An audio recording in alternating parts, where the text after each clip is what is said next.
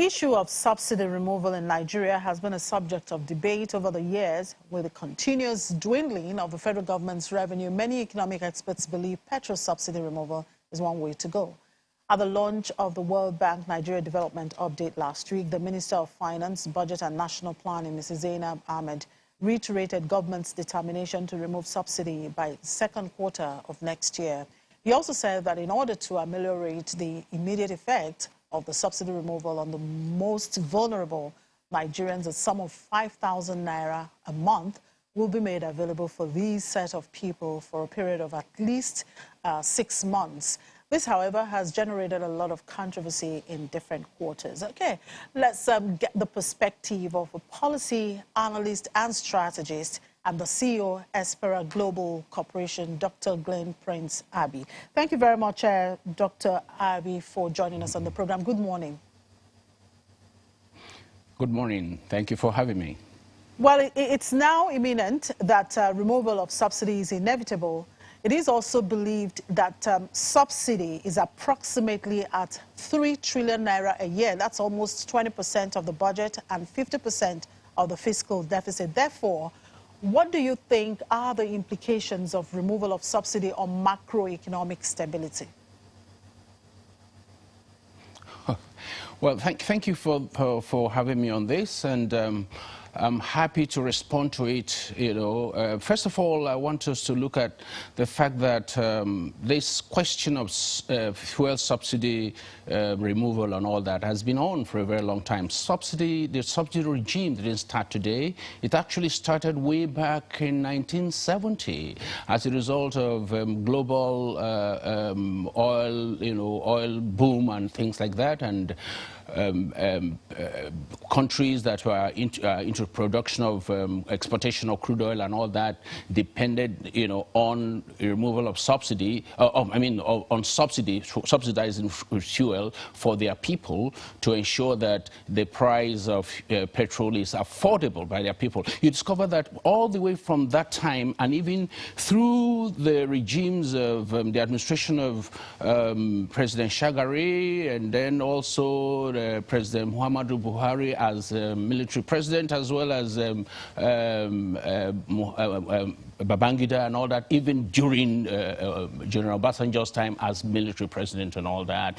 The question of subsidy has been there. It has been like, okay, we have subsidy, but how do we remove it? They decided to observe that it's actually a distorted practice, a situation where you have to sell petroleum products at lower than the cost of its production. Now, one thing with economics is that it is not sentiments. Economics is not sentiments, economics is not politics. Subsidy has been like a kind of a political solution to an economic problem. And once you have a political solution to an economic problem, you create a distortion. And time in and out and all that, you discover that you'll be faced with the same reality over years and over decades. So subsidy has been a practice for so long. And even you remember that as recently as 2012, when President Goodluck Jonathan, after winning his election in 2011, he came up in early 2012 and decided to do a level of removal of the subsidy, reduction of it, and you saw the strike actions and all that. It now dawns on us, it becomes very clear that over the decades, the reality that this is actually an economic practice that is not based on fundamentals. And once you are doing anything that's based on that's not based on fundamentals, it means that over time, the reality of it will hit you harder and harder and harder until you got to deal with it. So first of all, we have to look at it from this perspective. It is a distortion in the economy. You cannot be paying for what you for below the cost of what you're producing, and then paying people just because you don't want them to feel so bad, and then you have to keep the subsidy on. And for your information, subsidy has been a major, the availability or provision of the subsidy for petroleum is actually a major benefit to the big, rich people, power blocks and all that, politicians and top people and so on and so forth. So the question of subsidy removal has been on, and it, for me, I think I'm even surprised why it has to be removed now. If we had dealt with it a little earlier, maybe a couple of years ago, perhaps by now we would have seen the fruition, we have seen the full flowering of the benefits of what we would have gained through the large amounts of dollars that we pay as subsidy. Mark you also is consumption. Yeah.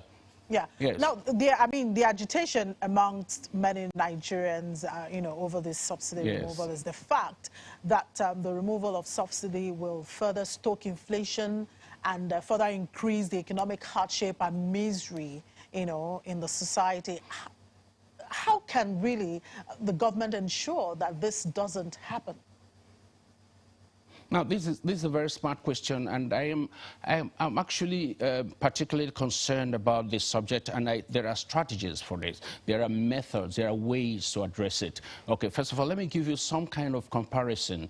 In the world today, in Africa, for instance, Nigeria has one of the lowest. I think Nigeria is the lowest in terms of petroleum product, the petroleum product in the marketplace and all that. A number of African countries, including Togo, even after the removal of subsidy, our price of petroleum will not be at the same level as Togo next door is paying for it. So it's unsustainable. Now, what I think should be addressed, okay, let me also remind you of the fact that the country with the lowest petroleum price in terms of massive subsidy intervention is Venezuela.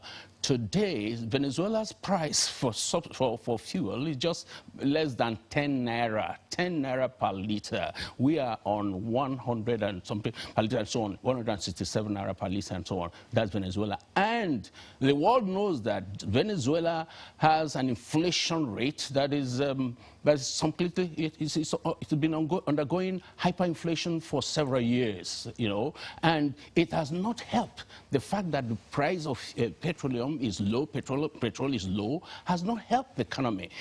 Because it is based on a distortion. Now, the more the distortion, the more the impact on the economy. If we look at Hong Kong, for instance, is the location where they have the highest price, pump price, and it's over 1,000 naira per liter. And there's no challenge about inflation over there. So what I see us doing, what I would advise that government should do is look at how the money gained from the subsidy removal should be pumped into the economy, in productive sectors of the economy that enhance growth. First of all, the president, in the submission of his budget appropriation, the appropriation bill for 2022 in the month of late September and early October, when he presented that, I did make a comment that the projection for inflation, currently inflation in Nigeria is about 16%, and they have projected a 13% inflation for 2022. And I believe also that inflation can actually come further down. Why? Because statistics show that the major cause of inflation, the major aspect that has made Nigeria's inflation to be that high, both by the World Bank and the IMF, is food inflation. So 70% of the factors for inflation is from food. So if there's an aggressive attack on making food produced, massively produced, it means that we'll be solving 70% of the problem of inflation. Okay, so now with the removal of subsidy, I expect that money is gained, billions of dollars gained, trillions of dollars gained from the subsidy removal should be pumped into agricultural production should be pumped into the digital economy. I'll come to that later. Will be pumped into areas of renewable energy and all that. So with that, we see that there is what I call a counterpoint, an effective response to what would have actually been a problem. It's actually an advantage. We are rectifying an anomaly that has been there since 1970. And there's no better time to start to do that than now. In fact, better time should have been some years ago. But we can't do it tomorrow. We have to do it now. And they apply the benefits from the subsidy removal, I mean the money that would have gained, into productive sectors of the economy, so that Nigerians have more food on the table, they can do more business and all that. And the inflation will be a very temporary experience. And later you see the economy picking up and things going on like that. Yeah. Sure, Dr. Abi. Now, the government, of course, deemed it fit to now say, okay, we have to propose to give out 5,000 naira to the most vulnerable, for a period of time. Now, when we look at this amount, this will gulp about 1.2 trillion naira. That's in 6 months. And, of course, this is 3% of money supply and less than 1% of GDP. Well, you already talked about it, channeling the subsidy money, into the system for productive use. Sectors, but yes, what's your take on this measure that the government deemed fit, to do at this time, the 5,000 naira cash dole out? Well, I think that it is like a temporary remedy, sort of, a temporary palliative for those that are worst affected by possible rise in prices, particularly in the movement of goods and services and all that. So, okay, that sensitivity that this government seems to have displayed by looking at the very vulnerable in society and all that. Okay, we're removing subsidy. All right, let us look at how would the vulnerable the most vulnerable in the society, how would it be for them? Okay, all right, let's make this available for them. For me, that is just one step. And it's okay, it's welcome, because usually you say, oh, what is 5,000? But cumulative, you're already giving figures, okay? So it's very small, but it's to help them to an extent. But the main strategy, that is a tactic, that is a measure. But the main strategy is actually coalescing and putting together all the gains from the subsidy removal and seeing how it can be pumped into production activities that will help, in particular, first of all, the vulnerable in the society, the most vulnerable in the society, and different parts of the country and all that. And you see that they are able to produce and all that. There are economic frameworks for this. There are productive strategies that can be used. And I said in particular that 70% of the cause of inflation is food. And it's easy to look at the fact that we pump, monies into the agricultural sector and all that, and just discovered that we would have solved a lot of the problems that would have actually arisen as a result of the fact that subsidy was removed. Okay, so it's still, that is one measure. That is just, I will put it a two-pronged fork. One is the immediate, what is given to them, the poorest of the society in terms of the 5,000 naira per person and for about 40 million of them. And then the next aspect of the strategy, the most important, I don't even see that as too much of a strategy. The most important, actually, aspect is now looking at various sectors, particularly agriculture and all that, and pumping, funds into it to enable Nigerians have access to food, produce food, and also for eating internally and also for exportation. And other productive sectors of economy, such as manufacturing and all that, and so on and so forth. I think this is an excellent opportunity for that. If it is when that is not done that we can actually challenge the removal of the subsidy. Absolutely. Anyway, before I let you go, Dr. Abi, what is your perspective concerning, the way forward for Nigeria in terms of competitive energy policies and programs and the positioning of the economy in a way that's clearly makes Nigeria competitive among other countries? Yeah, thank you for this question, because the whole question of subsidy is about energy economics. Okay, and I said, when I started, I said something like, it's an economic problem, you know, and then the subsidy itself is kind of a political solution to an economic problem. Now, it's all about energy.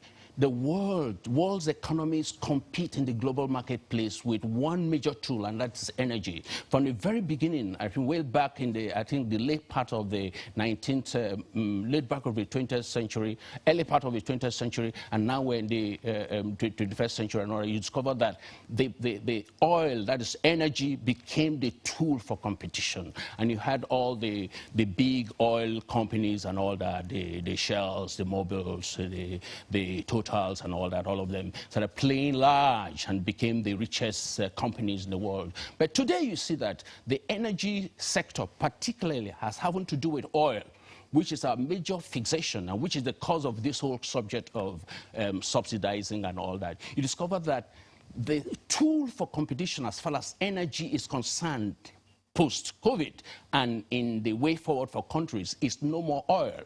So it has to be energy in another dimension. So we should be talking about renewable energy. And if you talk about renewable energy, renewable meaning that, of course, oil, which we're now subsidizing, we're struggling to remove the subsidy from, is non-renewable. In other words, it has finite availability.